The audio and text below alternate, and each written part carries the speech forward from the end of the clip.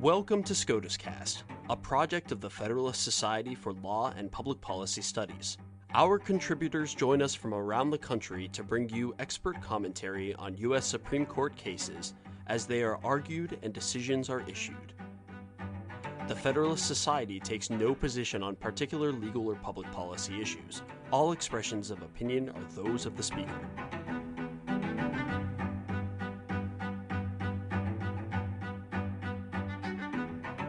Thank you for joining us for this post-argument episode of SCOTUScast, Shipwrecks, Sovereign Immunity, and Copyright Infringement Edition.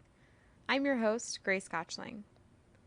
On November 5th, 2019, the U.S. Supreme Court heard argument in Allen v. Cooper, a case which involves a dispute over the way sovereign immunity and federal copyright law interact when an author alleges state infringement of that author's federal copyright.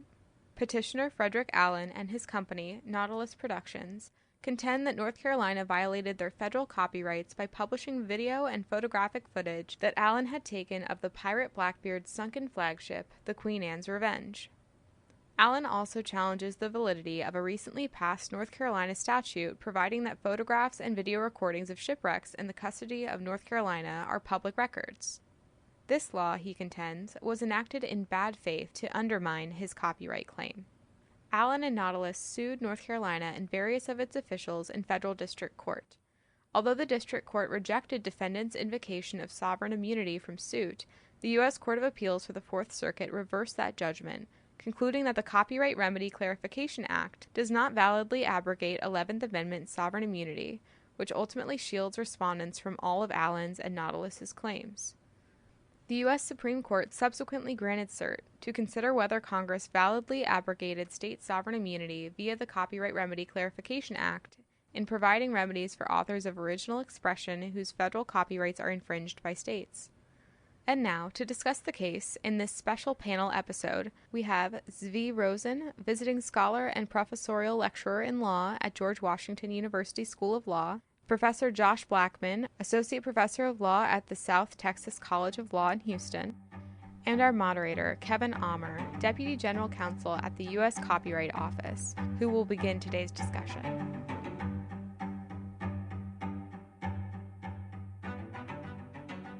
There essentially are two arguments before the court that the petitioner, Mr. Allen, is asserting. The first is that there are two sources of constitutional authority that Allen's asserting here. The first is what we call the Progress Clause, Article 1, Section 8, Clause 8 of the Constitution, is the authority under which Congress is empowered to enact legislation to protect copyrights and patents. It says to promote the progress of science and useful arts, Congress has the power to secure for limited times to authors and inventors the exclusive right to their respective writings and discoveries. And so the argument is that Article 1 authority is sufficient to allow Congress to subject states to liability for copyright infringement. The second argument is under Section 5 of the 14th Amendment, and that is that authority empowered Congress to abrogate states' sovereign immunity for copyright infringement claims, and that, in fact, Congress did so when it adopted the statute at issue in this case, which is codified at Section 511 of the Copyright Act, which says that states shall not be immune against copyright infringement claims. So to start, I think I wanted to turn to Professor Blackman, who is going to give us sort of, a more general overview of the Court's 11th Amendment jurisprudence in this area, sort of identifying some of the key points relating to the Article 1 argument, and then we'll turn it over to Zvi Rosen, who's going to, I think, dive more deeply into the specific copyright-related issues. So, Professor Blackman, I turn it over to you to get us started. Thank you so much. I am not an expert in IP, but hopefully I'll be able to shed some light on the Court's somewhat complicated jurisprudence on sovereign immunity. As a basic matter, the 11th Amendment has been interpreted to mean that people cannot sue states. That's the general rule. But there are certain circumstances in which Congress can waive or abrogate a state's sovereign immunity. One way they can do this is pursuant to Section 5 of the 14th Amendment. The 14th Amendment was enacted after the 11th Amendment, and you could then use the 14th Amendment to eliminate sovereign immunity. But we have some difficulties here. The first is whether the what's called the patent clause or the intellectual property clause. First question is whether the intellectual property clause is a valid basis to waive a state's sovereign immunity. I need to walk you through a few cases that are relevant. The first case is called Seminole Tribe of Florida versus Florida from 1996. And this case held that Congress cannot abrogate sovereign immunity based on a statute enacted pursuant to the Indian Commerce Clause.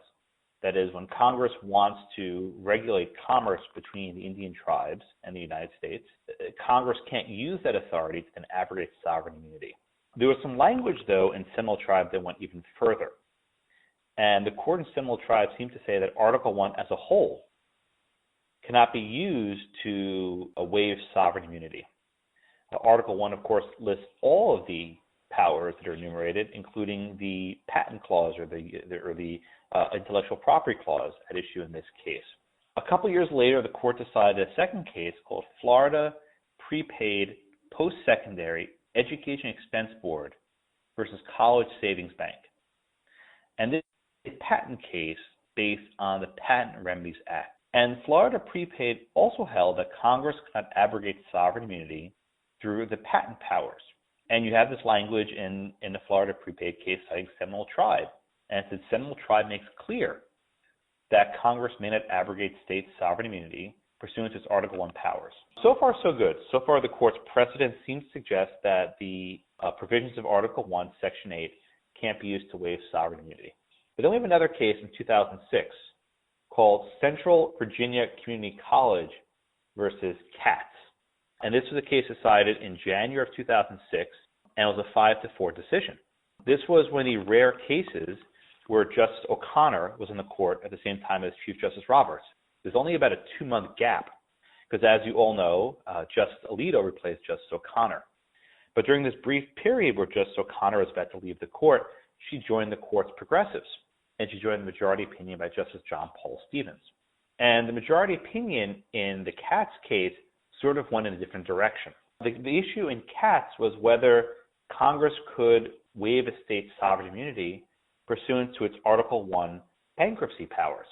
Now, if you read Florida Prepaid and Seminole Tribe, they said, no, all the Article I powers are out. But Justice Stevens, he basically said that statement from Florida Prepaid was dicta, that the argument from Florida Prepaid was incorrect, that in fact there's some provisions of Article I that could be used to waive sovereign immunity. Now, I'm sure most lawyers know when a judge says that some old Supreme Court decision is dicta, that means they're simply going in a different direction because they had 5 votes. And O'Connor went with him as he was about to retire. So the vitality of the Katz case is somewhat in doubt. Okay, that brings us to the present. The present case involves I always mess up the name of the statute. She's going to kill me. The Copyright Remedy Clarification Act of 1990. Did they get that one right? I think I got that right. That's right. Yeah. The CRCA, that's right. The CRCA, yeah. So it's not RFRA, it's CRFCRA. The Copyright Remedy Clarification Act of 1990. And the question is whether this statute validly abrogated North Carolina's sovereign immunity from suit. And we have to then, the court then has to decide how to reconcile these different precedents. Florida Prepaid seemed to say that Article I powers cannot be used to abrogate sovereign immunity. And then the Central Virginia Community College versus Katz case seemed to suggest, no, we didn't really mean that. So at a minimum, we know that the patent element of the IP clause, the Constitution, doesn't work. But does the copyright element of the clause work? I will let Svi explain to you the differences between why copyrights and patents may be different for purposes of sovereign immunity. Okay, but that's the first element, right, of whether there's some Article I power at issue. The second thing we have to consider is Section 5 of the 14th Amendment, right? Does Congress have the authority then to abrogate the sovereign immunity? And here the relevant case is City of Bernie versus Flores. It's a case from Texas. This was a complicated case that considered the constitutionality of the federal RFRA, the Religious Freedom Restoration Act. The case covered a lot of ground, but as relevant here, the court put forward a test, and they said when Congress wants to waive a state's sovereign immunity, they have to choose a fairly narrow remedy. They can't choose something that's too broad, that becomes like a substantive piece of legislation. And in this case, when Congress was enacting the CRCA, they only found about 16 instances in which states were actually violating copyright. And one of the questions is 16 violations of copyright enough of an injury, a significant enough problem to justify the abrogation of state sovereign immunity? Okay, so those are the two big legal issues. First, can Article 1, the Intellectual Property Clause, be used to abrogate? And second, was the record put together sufficient to justify abrogation under the test in Bernie v. Flores? I think I'll stop here and turn over to Svi, who actually knows about IP law, who can explain to you what happened yesterday. If I could just jump in, this is Kevin, and that was a very good overview.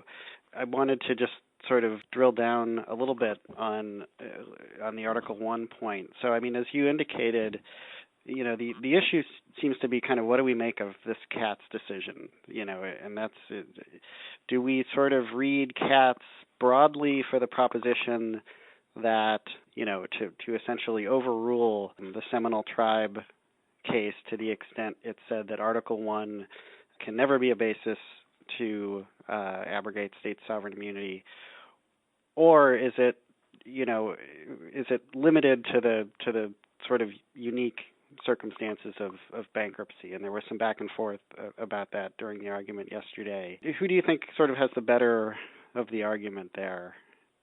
I think this case is somewhat difficult to decide because these precedents are nearly 2 decades old. In the 90s, Chief Justice Rehnquist was very much pushing decisions that would find that states had sovereign immunity. And that was like a huge deal in the 90s. And that issue just sort of died. We just don't get much attention on this anymore. I don't know where Chief Justice Roberts is in this issue. Gorsuch didn't say a word yesterday, which is uncharacteristic. He did not say a word yesterday. So I don't know where the court is. I think the court will probably, if you had to ask my prediction, at least, if not overrule Florida prepaid, say that sentence in Florida prepaid was not correct in its entirety. That's my prediction. But I think the Katz case probably was more accurate. But again, all the people who ran that opinion now are gone. So it's hard to predict. And of course, another issue is that, you know, to what extent was the Article 1 argument squarely presented in Florida prepaid? There was some discussion yesterday of whether that was dicta. Is that right? Right, that's correct. In the Florida prepaid case, this issue wasn't briefed. It was primarily a case about due process. They didn't even argue about the Article 1 Intellectual Property Clause issue, which is why I think Stevens was perhaps justified in saying it was dicta. Although the lawyer for the photographer, Mr. Allen, basically said, if need be, we are just going to ask you to overrule Florida prepaid, at least that one sentence, which of course implicates stare decisis and other values like that. The court doesn't like overruling precedents, but that may be in the cards. I'm going to turn to Svi Rosen, ask him to sort of pick up on this. And, you know, I guess I would kick it off just by asking you, so we have sort of the background, a very helpful background on the kind of evolution of the court's 11th Amendment jurisprudence. How do these principles sort of factor in more specifically to the copyright arguments in this case? Yeah, so I was going to say it's so great to hear from an actual constitutional expert. I mean, this case has a lot of IP lawyers playing constitutional law, which is always dangerous. I really appreciate Josh joining us on this. I'm sort of reminded of the old joke, whether it's a copyright clause or a patent clause, depends largely on who's paying the bills. So this whole controversy goes back close to 40 years, about 35 years. The Supreme Court decided the Atascadero case in 1985. And you started seeing all of these decisions questioning whether or not there could be a lawsuit against a state. You have a very large number of lawsuits against states for copyright infringement in a short time.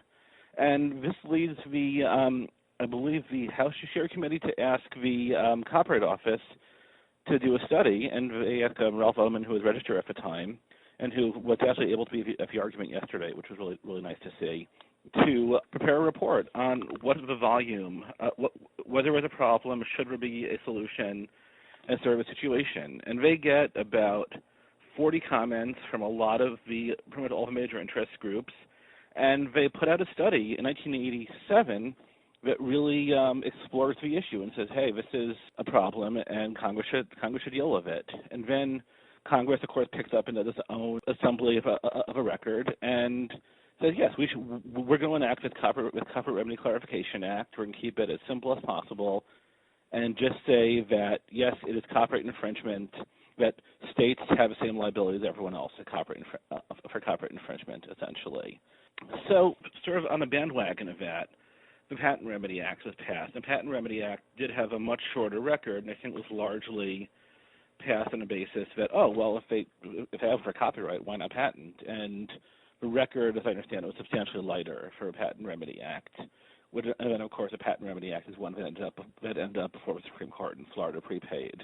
But so there's been a situation where the Copyright Remedy Clarification Act has been of some doubtful constitutionality over the past few years. I believe the Solicitor General has refused to defend it, et cetera. But there's been a continuing problem of states which are infringing copyrights.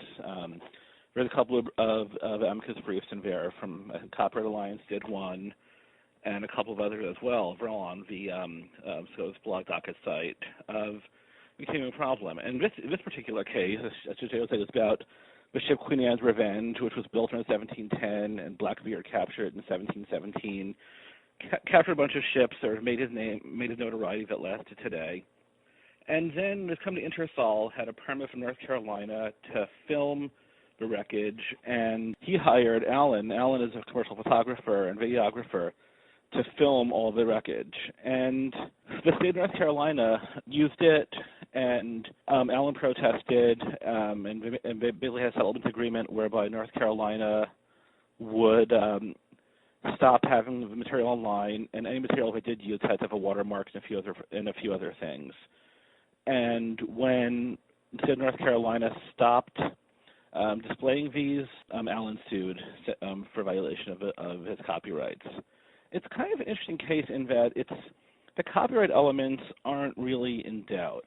There was some vague allegation of fair use in that, it was generally for educational purposes, this wreck of a ship, and there's also some general mentions that, the ship itself was property of the estate. So there are some general allegations of that, but those aren't really at issue in the case, partially because the procedural posture of it is at a motion to dismiss stage. So basically all of Alan's allegations are treated as true, and the court is just looking at the underlying constitutional law issue. Oh, and I should mention, in addition to continuing to use it after a settlement agreement, the state passed a law, which was called Blackbeard's Law, and at argument, Judge Sotomayor said several times she was very concerned about this. This law said that all pictures and videos of wrecks wrecks in the waters of North Carolina are public records of the state and are thus public property and not subject to copyright, which is a really interesting and funky law. And I actually think it dovetails a little bit with a case that's being heard next month, which is a little different, which is the public resource case about copyright and state edicts. State edicts and public records are not quite the same thing, but the sort of conversion of these copyrights to public records definitely rubbed Judge Sotomayor the wrong way and sort of had a funny feel to it. And so there's a few other issues. I think there's the allegation that there's also a breach of contract case going on because they had a settlement agreement, and that's in North Carolina State Court. So there are a couple of interlocking actions in this case, but there's not really much question that the copyrights, which are of this record and were taken by Allen, are valid copyrights. The question really is whether or not he has any ability to enforce them, and if he can enforce them, does he have his exclusive rights been secured in them? And that's very, very helpful. So let's sort of, we talked before about the argument under Article 1, the Progress Clause. You sort of focused more on the Section 5 of the 14th Amendment piece. So let's sort of look at that a little bit more. So obviously we talked about the Florida prepaid case, and for those who aren't familiar with it, as was indicated, that was a case involving whether Congress properly abrogated state sovereign immunity under the Patent Reform Act. And so in that case, the court looked at, applied the standards for abrogation under the 14th Amendment, which involves a few elements. The first is Congress has to clearly indicate an intent to abrogate It has to identify constitutional violations, and the remedy that it chooses must be congruent and proportional to the violation. Now, in Florida prepaid, this is a difficult precedent, obviously, for the petitioners here, because the court in Florida prepaid held that the record essentially was inadequate in the context of the Patent Act to abrogate. So, a question here is there something different about copyrights? And I think that there's sort of two parts to that, and I'd like your views, both of you, but particularly Svi. Number one, is there anything, there was some back and forth yesterday about whether there is anything different about the record leading up to the CRCA, the Copyright Remedy Clarification Act. Was there a greater showing of constitutional deprivation going on in that context? And then maybe a more interesting sort of legal question is there something different about copyrights compared to patents? The petitioner's lawyer made an argument in that respect, and I wonder, if you could elaborate on that. Yeah, sure. So I'll actually answer the second one first. Is there anything different generally? Then I'll look at the actual records. In terms of general differences, I think the answer is there absolutely can be difference. In that, I don't know if the court will find it to be enough, but a patent is a fairly short grant of monopoly in the idea, sort of the invention, and thus you can easily infringe a patent without knowing it. In other words, if you come up with the same idea a year later and haven't been looking, and just start using it as a state, you could potentially be infringing it and not knowing it. On the other hand, on the copyright, because copyright infringement is a multi-step analysis. It requires access to the copyright, well, very different standards, but the law school version is access to access, actual copying, and actionable copying, which is, say, more than de minimis copying. So you have to have all three of those. So access and actual copying both pretty much preclude sort of unknowing copying. You might think you have a legal remedy for it or something like that, but you can't do it without having any knowledge of the other work. You have to at least know that a previous work exists that you're copying. And that's a fairly substantial difference in that if you see a photo, you might not know copyright law or something like that, but you do know that it's a photo. And if you know anything about copyright law, you know that copyright is going to attach to it. So the fact that you're very unlikely to have completely accidental infringement of a copyright, it may not be willful, but it's very unlikely to be unknowing. Sorry, we should clarify. So how is this relevant to the constitutional analysis, going to this question of whether negligent deprivations by a state can rise to the level of a constitutional violation? That's the issue, right? It's very hard to have a completely accidental. And the question is, what percentage is willful, intentional, negligent? And the court is throwing around that perhaps 80% of them are intentional, which I think tracks pretty well with what most people's assumptions would be about it, although it's hard to know for sure. I know the concern of some, like the university libraries, is that things that they believe are fair use will become much more difficult because there's a specter of liability they wouldn't have before if they don't have sovereign immunity. But yeah, essentially that's how it would affect it. That, to the extent the constitutional standard involves has a sort of proportionality and intent component. The fact that copyright is harder to infringe unintentionally is definitely a way to distinguish them. And I just wanted to hop, and I think it would be good to have Josh weigh on this as well, but I just wanted to hop briefly to the record. And I'm actually curious what Josh thinks about this as well, that I think the record of the actual congressional hearings on the CRCA is fairly short, but there's also a much longer Copyright Office report with many more examples, which was prepared a few years earlier. And I actually wonder if that's considered part of a record of the law, and I wonder if the fact that the Copyright Office is a legislative agency affects that at all. Thank you, Svi, for that helpful discussion. When we're talking about Section 5 of the 14th Amendment, we are often asking the question, is the remedy that they proposed congruent and proportional to the injury to the states, right? In other words, we are allowing people to go after the states for monetary damages, right? Is the sort of injury that people are suffering, does that justify allowing the state's sovereign immunity to be waived? The leading case we have here is called Bernie versus Flores, in which case Congress opened up every state for monetary damages if the state imposed certain burdens on the free exercise of religion. And the court said that that was not enough, that the record of states violating religious freedom was too slight to enable this wide-ranging abrogation of sovereign immunity. The facts in this case may be a little bit different because it's a fairly specific type of violation, not just a broad violation of free exercise, but certain types of infringement on copyrights. Even still, you still need a record to show how big of a problem this is. And the record that was prepared for Congress showed, I think, 16 violations. The lawyer for Allen argued that these 16 were just a tip of the iceberg, and many were repeat violators. During the arguments, a few colorful exchanges came up. I think Justice Breyer asked, what happens if a state made its own, Netflix, where they would just stream Captain Marvel and Spider-Man, these other movies, and they would charge people $5 for them, and say, okay, you can't sue us.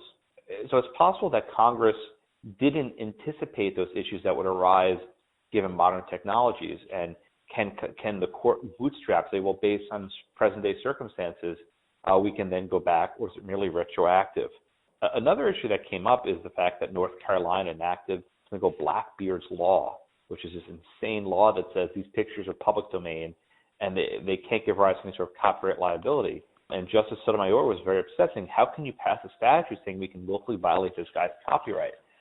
So I think North Carolina loses this one, but I don't quite know how the court looks at the records and other sorts of issues. The hypothetical that Justice Breyer raised, I think, implicates an interesting question that I think the court was grappling with yesterday, and that is, it seems clear that and I believe even the lawyer for North Carolina agreed that Congress has the power to provide a remedy for intentional deprivations of property. And so, in the example that Justice Breyer gave, the implication seemed to be that if a state, was intentionally streaming movies from its website, to the extent that this statute only reached that sort of conduct, North Carolina seemed to agree, as I take it, that would be constitutional. I think a question that is unresolved is, to what extent does this sort of analysis require a case-by-case analysis? In other words, Justice Kagan raised the question, well, suppose Congress, as Svi, you indicated, decided that, say, 80% of copyright infringements involve some level of intentionality. Is that enough to, abrogate sovereign immunity and to free courts of the obligation to sort of undertake a case-by-case analysis to determine whether or not states are immune, or do you have to sort of look individually at each individual case to determine whether a constitutional deprivation is being alleged? I think it's kind of a funny situation. I think this was something that certainly counsel for a petitioner wanted to focus on, is that, listen, I can imagine the Supreme Court saying whatever it wants. If it says that this is unconstitutional, if the infringement is willful, so it would be. And I do think that my impression is that most of the examples that have been given, like something like showing movies in a prison, is pretty clearly willful infringement, assuming you don't pay for it, obviously. And so I think, if that's where they draw the line, I think that would be doable. I think requiring every single case be a sort of case-by-case analysis of the constitutional factors would very quickly become a tremendous burden on small claimants. I mean, Allen is not a large operation. Well, Allen is not a large operation at all, and I think there would be a very just in terms of the barriers to getting a recovery, it would immediately raise them substantially if we're going to require that in a case-by-case basis in every case. But I can, that would certainly be one way to do it. There also seemed to be concern, I think, expressed about some of the equities here. Justice Ginsburg indicated, I think she said there was something unseemly about the idea that states should be free to hold and enforce copyrights of their own, but immune from liability. I wonder if you noticed that as well and had any reactions to sort of how the kind of equitable considerations may be relevant to the court here. Yeah, I think North Carolina really didn't put its best foot forward in this case. And I think that's never, I mean, you never know, but I think in copyright cases, the party perceived as a bad actor often has trouble. Now they did make clear that the Department of Antiquities for the state has a tiny budget, has to have priorities, and wants to do it, and has to do education for the whole state on that budget as well as everything else, and allowing these sort of lawsuits could cripple it. But I think the law Blackbeard's law especially was kind of a bad look at that a number of justices found problematic, and I can certainly imagine a decision that sort of says, look, this is a state declaring a state statute that they're free and clear to infringe copyright, and that might provide a hook to give a limited decision that goes for Allen without making a dramatic federalism decision. Professor Brockman, do you agree? I think the equities here are somewhat tough, and there might be a way for the court to duck it. The lawyer for North Carolina suggested that this may not even be a copyright dispute, that this may actually just be a dispute about whether the state is complying with this sort of settlement agreement they reached some years ago, and the court may just duck this case altogether because it's sort of obscure. And depending what the court holds here, it could have some sort of very broad implications for other areas of intellectual property. So maybe even get a dig, or maybe they just rule on some sort of narrow ground. I just get the sense this is not the sort of case where they want to overrule a precedent and invoke stare decisis. It's a weird case. It's a fun case. There may be reasons not to get to a sweeping ruling with these facts, as you cannot come up very often. That actually reminds me of one last question I had thought of before, and then I'm going to open it up to questions from the participants. One additional issue relating to the Article 1 point and Katz is, to what extent, and I alluded to this before, to the extent that Katz cast doubt on or overruled the more general statement in Seminole Tribe about Article 1, is there a concern that would then sort of require a kind of case-by-case individual analysis of individual clauses within Article 1 to determine whether that clause provides a basis for abrogation? In other words, I think the lawyer for the petitioner in this case made an effort to really say, the progress clause is distinct within Article 1, and that intellectual property rights, the right to enforce these federal rights, is something that is separate from the other Article 1 powers. I wonder if there is any concern. I wonder if the court, what your reactions are to that argument. If you think the court bought it, or if there's if you see a concern potentially on their part that sort of analysis would potentially undo some of its earlier 11th Amendment jurisprudence. If we get rid of the broad prohibition from Florida prepaid, that all of Article 1's out, then you do need to do this case-by-case decision as this clause and this clause and this clause. Maybe that's the right answer, because maybe some clauses in the Article 1 are stronger than others. But I think that would create some uncertainty in the lower courts.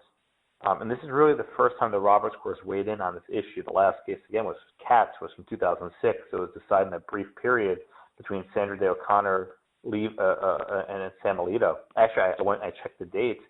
Justice Alito joined the court on January 31st. This case was decided January 23rd.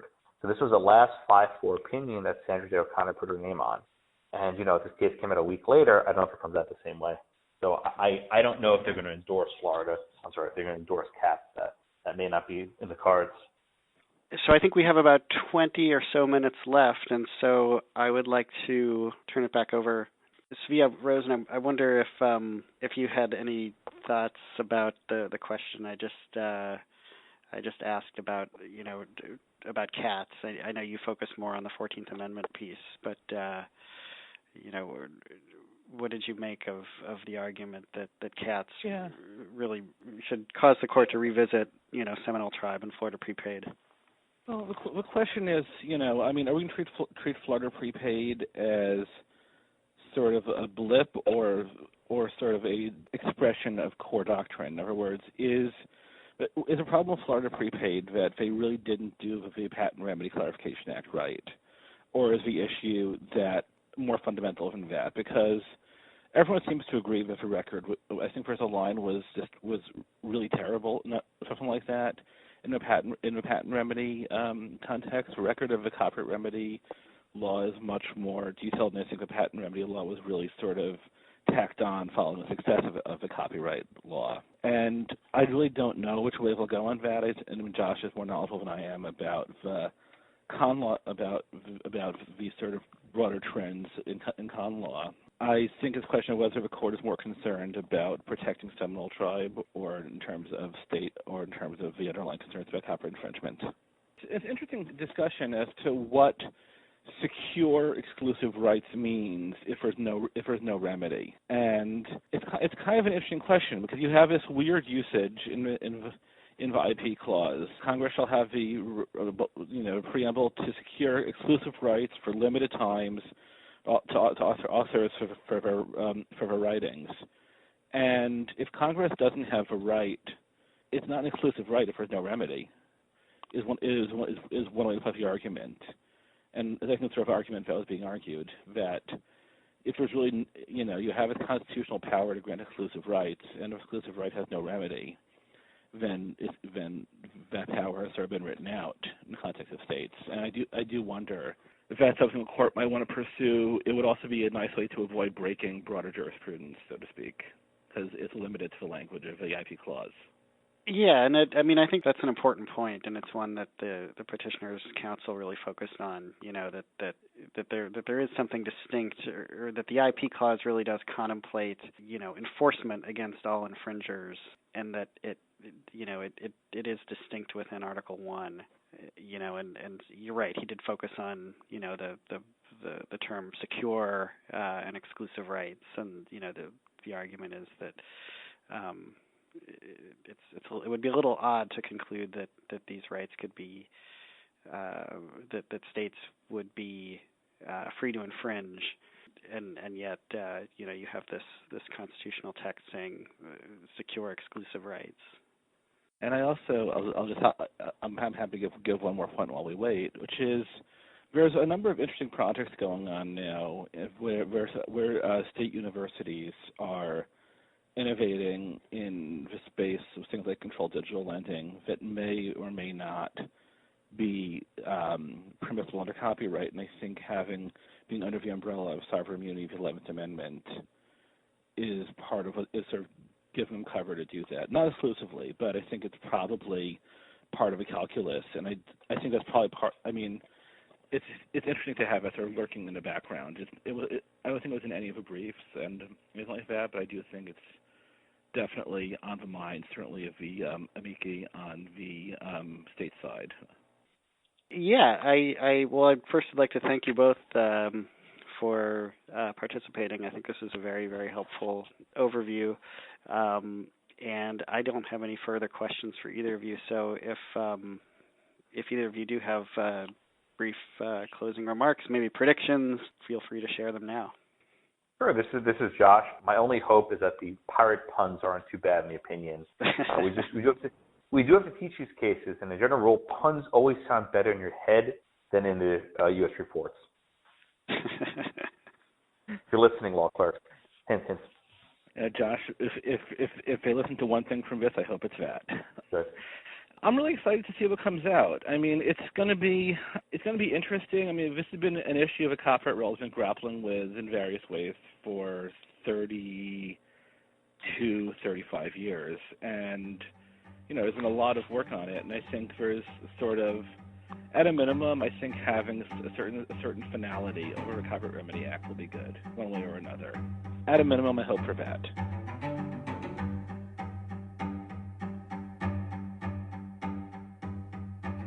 Thank you for listening to this episode of SCOTUScast.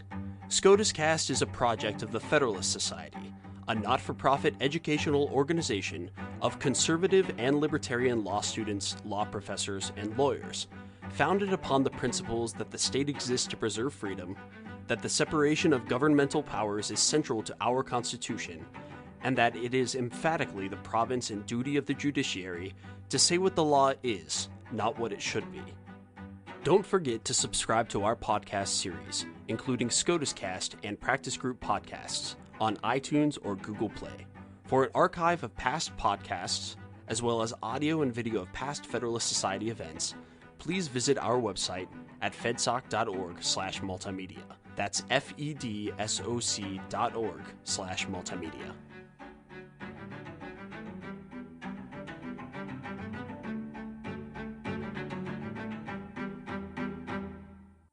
This has been a FedSoc audio production.